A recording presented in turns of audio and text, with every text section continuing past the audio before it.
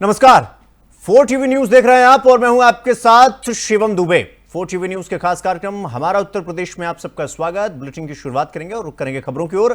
पहली खबर देश की राजधानी नई दिल्ली से है, जहां प्रधानमंत्री नरेंद्र मोदी ने अंतर्राष्ट्रीय अंतरिक्ष स्टेशन यानी ISS पर मौजूद ग्रुप कैप्टन शुभांशु शुक्ला से बातचीत की। इस वक्त की बड़ी खबर हम आपको बता रहे हैं। इस खास बातचीत में प्रधानमंत्री ने शुभांशु शुक्ला को उनके अद्भुत मिशन के लिए बधाई दी है और भारत की ओर से उनके काम की सराहना की है।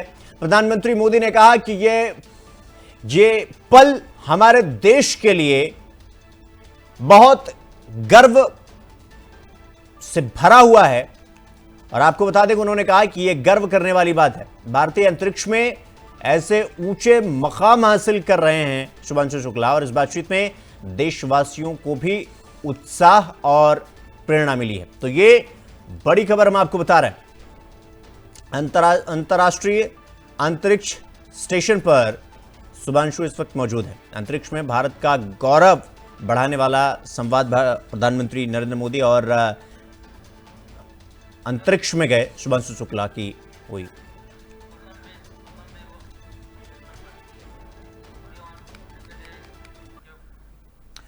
तो रुक करेंगे अगली खबर की ओर।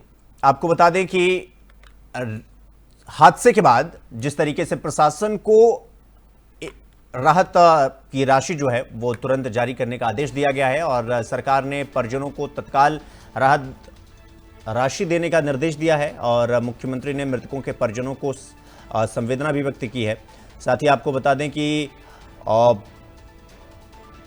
बिजली गिरने से लोगों की मौत हुई है और कौशांबी में आकाशीय बिजली गिरने की वजह से ये पूरी घटना हुई है जो हम आपको बता रहे हैं। हादसे में जनहानि हुई है और इस पर मुख्यमंत्री योगी आदित्यनाथ ने शोक भी जताया है। मुख्यमंत्री ने मृतकों के परिजनों के प्रति संवेदना जाहिर की है। सरकार ने परिजनों को तत्काल राहत राशि देने का निर्देश भी दिया है। तो प्रशासन को अनुमन्य राहत राशि तुरंत जारी करने के आदेश दिए गए हैं। हादसे के बाद जिले में राहत बचाव कार्य तेजी से किया जा रहा है।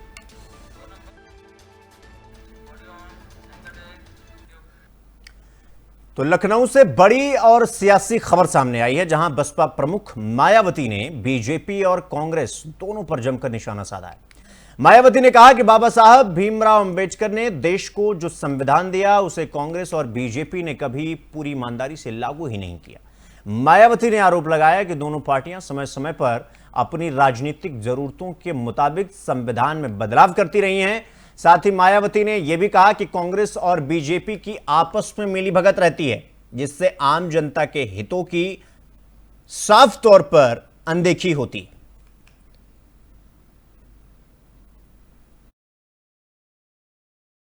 जैसा कि विदित है कि देश में सर्व समाज के हित एवं कल्याण हेतु सर्वजन हिताय व सर्वजन सुखाय एवं देश के निर्माण के पवित्र उद्देश्यों के लिए परम पूज्य बाबा साहब डॉक्टर भीमराव अंबेडकर ने अपने आजीवन अथक संघर्षों के अनुभवों के आधार पर भारत को जो हर मामले में मानवतावादी बेहतरीन संविधान दिया है, तो उसका केंद्र में रही सत्ता के दौरान पहले कांग्रेस पार्टी ने और अब उसके बाद पिछले कुछ वर्षों से सत्ता में बीजेपी के नेतृत्व में चल रही एनडीए की सरकार के लोगों ने भी देश के करोड़, जैसा कि ये विदित है।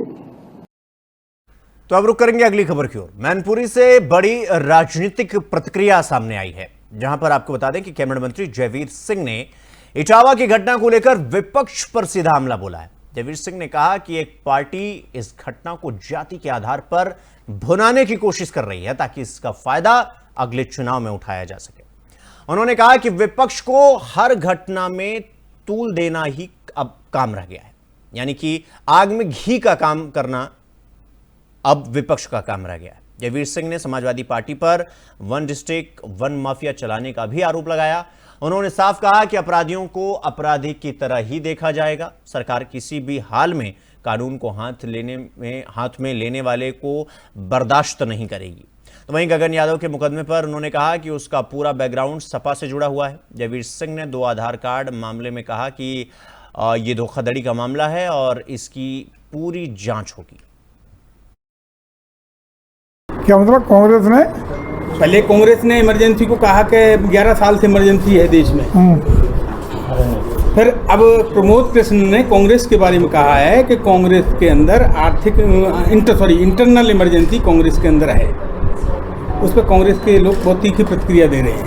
तो कौन देश में नहीं आता? कांग्रेस में एक परिवार का वर्चस्व है, उनका बिना उस परिवार के इशारे पर राजनीतिक सामाजिक निर्णय लेने की क्षमता सब कुछ तो वहीं थे। इंटरनल डेमोक्रेसी नहीं है, यही तो प्रमोद कृष्ण जी ने कहा है।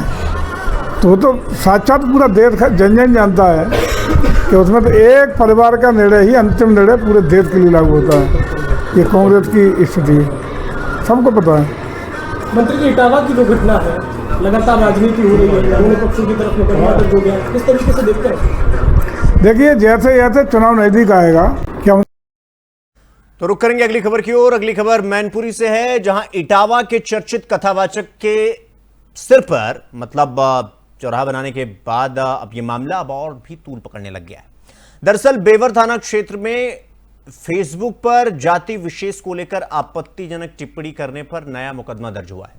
शुक्रवार रात कस्बे के टीचर कॉलोनी निवासी नितिन त्रिपाठी ने ब्राह्मण समाज के लोगों के साथ थाने पहुंचकर आरोपी के खिलाफ तहरीर दी। आरोप है कि प्रभाकर यादव समाजवादी पार्टी का नेता नाम की फेसबुक आईडी से समुदाय विशेष को गाली गलौज करते हुए अमर्यादित पोस्ट की गई। पुलिस ने तत्काल मामला दर्ज कर लिया और जांच शुरू की। पुलिस का कहना है कि सोशल मीडिया पर भड़काऊ टिप्पणी करने वालों पर सख्त कार्रवाई होगी ताकि माहौल बिगड़ने न पाए।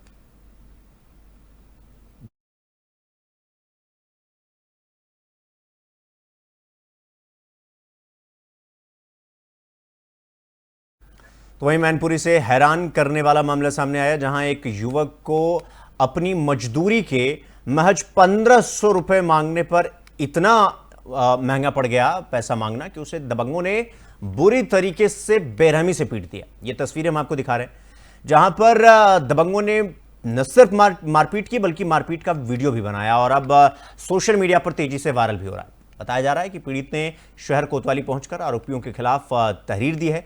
पूरा मामला मैनपुरी शहर कोतवाली क्षेत्र के परोख गांव का है। पीड़ित परिवार ने पुलिस से कार्रवाई करने की मांग की है। फिलहाल पुलिस मामले की जांच पड़ताल में जुट गई है और वायरल वीडियो के आधार पर आरोपियों की तलाश भी की जा रही है।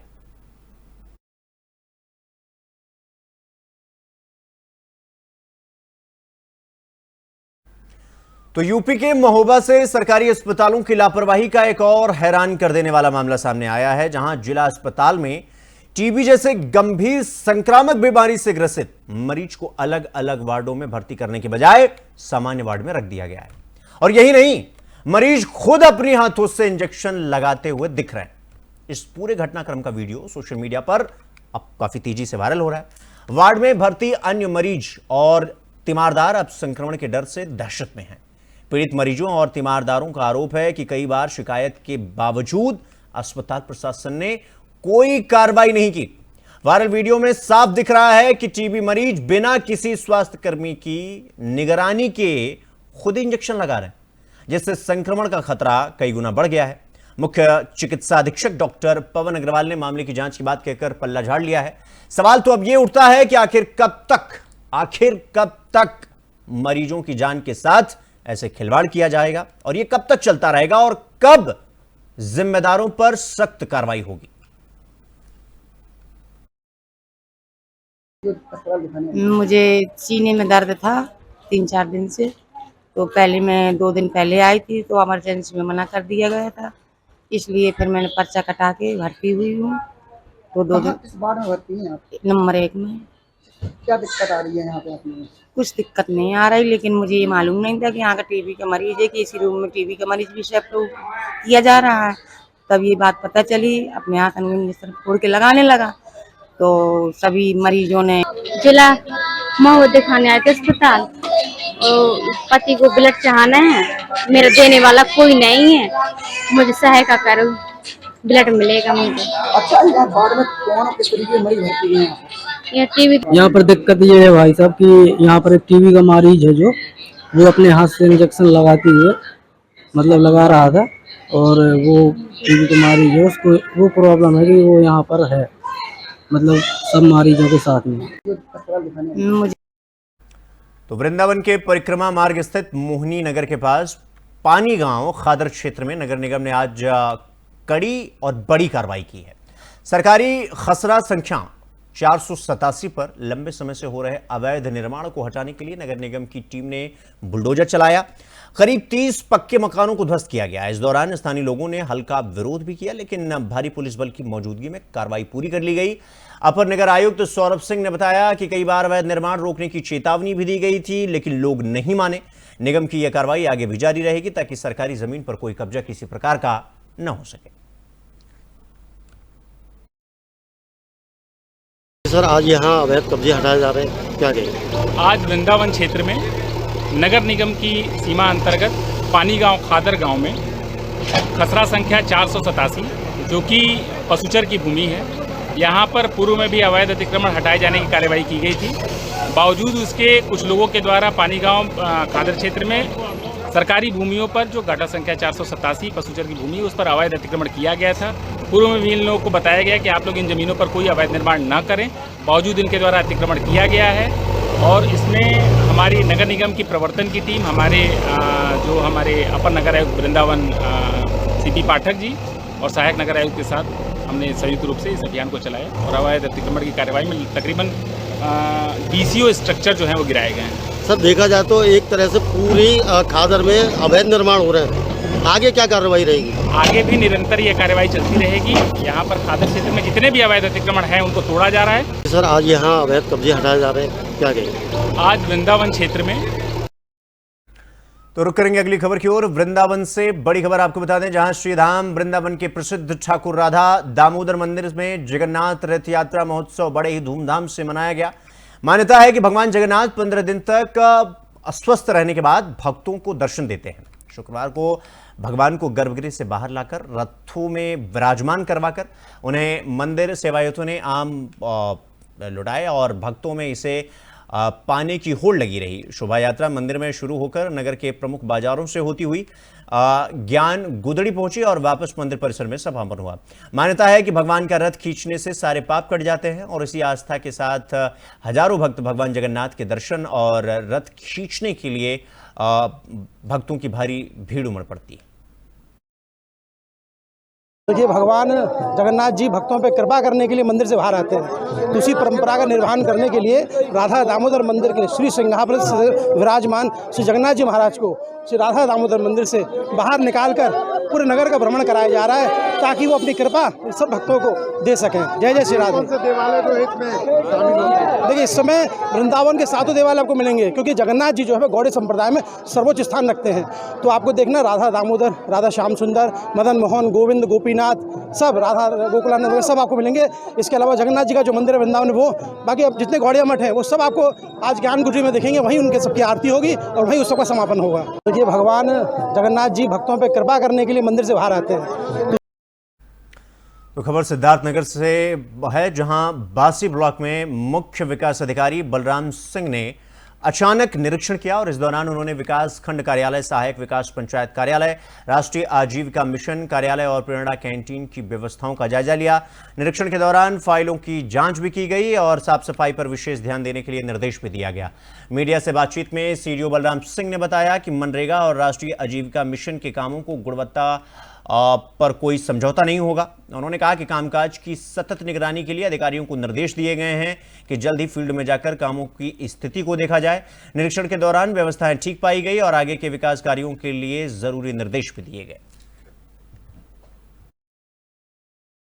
सारे पटलों का निरीक्षण किया गया है, मनरेगा हो चाहे वो आजीविका मिशन हो और बाकी स्थापना पटल है, अकाउंट पटल है, सारे पटलों का हमने निरीक्षण किया। मास्टर रजिस्टर का भी निरीक्षण किया और जो कार्य चल रहे हैं मनरेगा में, जो कार्य चल रहे हैं उनकी सतत निगरानी के लिए निर्देश दिए हैं और सभी कार्य गुणवत्तापूर्ण हो और गुणवत्ता में कोई समझौता ना हो, इसके लिए निर्देशित किया गया है। अभी फील्ड में भी जाकर के मनरेगा और जो अन्य काम हो रहे हैं उनको हम देखेंगे और सभी कुछ ठीक पाया गया है। अभी बाकी जो काम चल रहे हैं उनके लिए निर्देश दिए गए सारे। तो अगली खबर गाजियाबाद से है, जहां साइबर अपराधों पर लगाम लगाने के लिए गाजियाबाद पुलिस कमिश्नर जे रविंद्र गौड़ ने बड़ा कदम उठाया है और अब गाजियाबाद का साइबर क्राइम थाना 24 घंटे और सातों दिन सक्रिय रहेगा। इसके लिए हेल्प डेस्क नंबर 8929436699 भी जारी किया गया है और किसी भी साइबर ठगी या धोखाधड़ी की शिकायत अब कभी भी कहीं से भी की जा सकेगी। और इतना ही नहीं, कमिश्नरेट के हर थाने में साइबर सेल भी बनाया गया है जो 5 लाख रुपए तक के साइबर मामलों पर तुरंत कार्रवाई करेगी। पुलिस ने जनता से अपील की है कि साइबर अपराध से जुड़े किसी भी मामलों में देरी ना करें और तुरंत शिकायत दर्ज कराएं।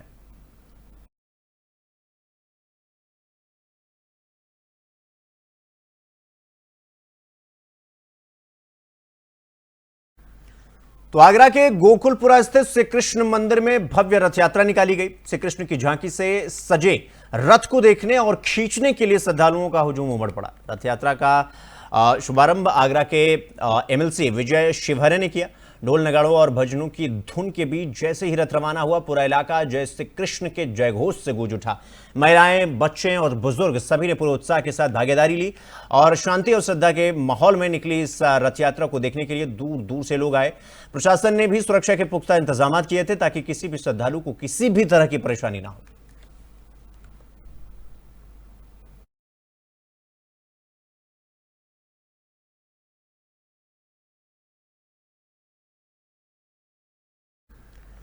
तो अगली खबर बिजनौर से है, जहां एक सड़क हादसे की खबर सामने आई है। थाना शेरकोट क्षेत्र के NH74 खो बैराज के पास तेज रफ्तार कार ने बाइक को जोरदार टक्कर मार दी। हादसे में बाइक सवार दो लोग गंभीर रूप से घायल हो गए। बताया तो यह भी जा रहा है कि घायल युवक शेरकोट में शनिवार बाजार लगाने के लिए आ रहे थे और घटना के बाद मौके पर मौजूद राहगीरों ने तुरंत घायलों को कार से अस्पताल पहुंचवाया। हादसे के बाद क्षेत्र में कुछ देर के लिए अफरा तफरी का माहौल बना रहा। फिलहाल घायलों का इलाज चल रहा है।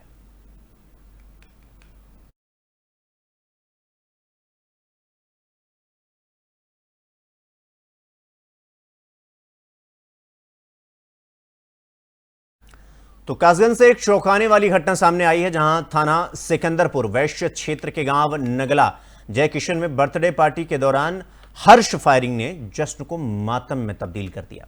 बताया तो जा रहा है कि पिता ने अपने 4 वर्षीय बेटे आर्यन के जन्मदिन पर हर्ष में फायरिंग कर दी, लेकिन इसी फायरिंग में गोली पिता सूरज और उसके बेटे आर्यन को ही लग गई। गोली लगते ही मौके पर चीख पुकार मच गई। आनन फानन में घायलों को अस्पताल में ले जाया गया, जहां से डॉक्टरों ने दोनों की हालत को गंभीर देखते हुए उन्हें जिला अस्पताल रेफर कर दिया। फिलहाल पुलिस पूरे मामले की जांच पड़ताल में जुटी हुई है। घटना पर अपर पुलिस अधीक्षक राजेश भारती ने भी बयान जारी किया है।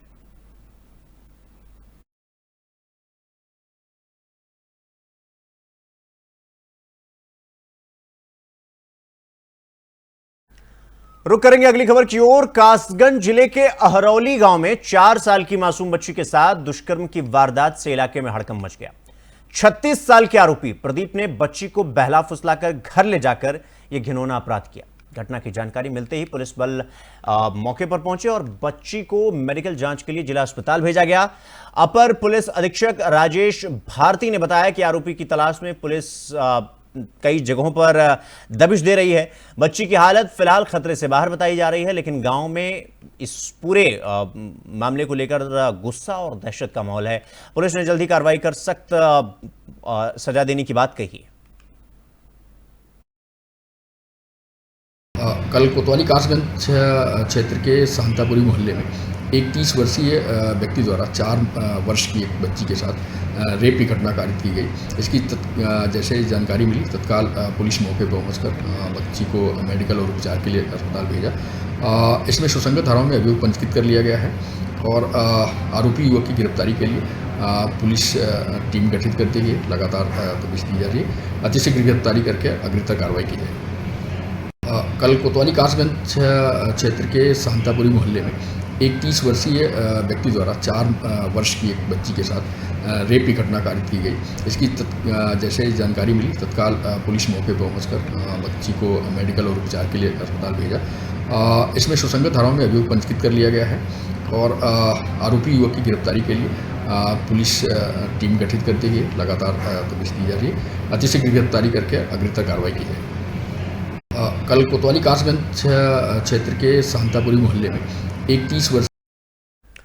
तो रुक करेंगे अगली खबर की ओर। अगली खबर लखीमपुर खीरी से है, जहां शर्मनाक तस्वीरें सामने आई हैं। यहां ईसा नगर ब्लॉक में तैनात एक ग्राम पंचायत अधिकारी का वीडियो सोशल मीडिया पर तेजी से वायरल हो रहा है। वीडियो में अधिकारी बार बालाओं के डांस के दौरान उन पर खुलेआम रुपए लुटाते हुए नजर आ रहा है। सरकारी मर्यादा को ताक पर रखकर यह अधिकारी किस तरह से अश्लील हरकतें कर रहा है, ये वीडियो में साफ तौर पर दिखाई दे रहा है। अब सवाल ये उठ रहा है कि क्या जिला प्रशासन इस मामले पर कोई सख्त कार्रवाई करेगा या फिर इस अधिकारी को यूं ही खुली छूट मिलती रहेगी। फिलहाल जिले के अफसरों की चुप्पी पर लोग सवाल उठा रहे हैं।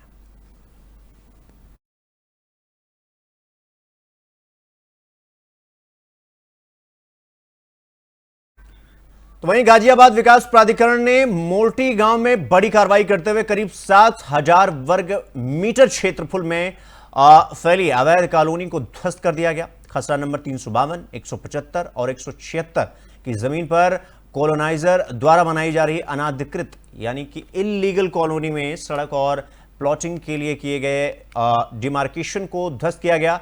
जीडीए की प्रवर्तन टीम और पुलिस बल की मदद से कार्रवाई को अंजाम दिया गया। विरोध पर कर रहे लोगों को पुलिस ने मौके से खदेड़ा और जीडीए ने नागरिकों से अपील की है कि अवैध कॉलोनियों में खरीद फरोख्त से बचें और अन्यथा नुकसान के लिए स्वयं ही जिम्मेदार होंगे। अवैध निर्माण के खिलाफ अभियान लगातार जारी रहेगा।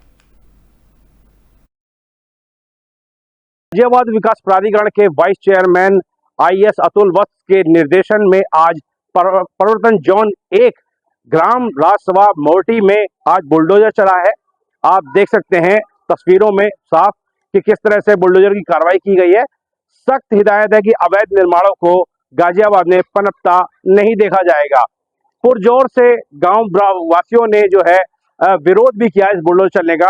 तो प्रवर्तन जोन की एक टीम के साथ जो सहायक पुलिस कर्मी थे, उन्होंने इस पूरी भीड़ को खदेड़ दिया। अगर इस तरह से कोई अवैध निर्माण कर कब्जा करेगा तो जीडीए का साफ कहना है कि उस पर एफआईआर की कार्रवाई भी की जाएगी। गाजियाबाद विकास। तो हमारा उत्तर प्रदेश में फिलहाल अभी के लिए बस इतना ही। देश और दुनिया की तमाम खबरों को देखने के लिए देखते रहिए 4TV न्यूज़। नमस्कार।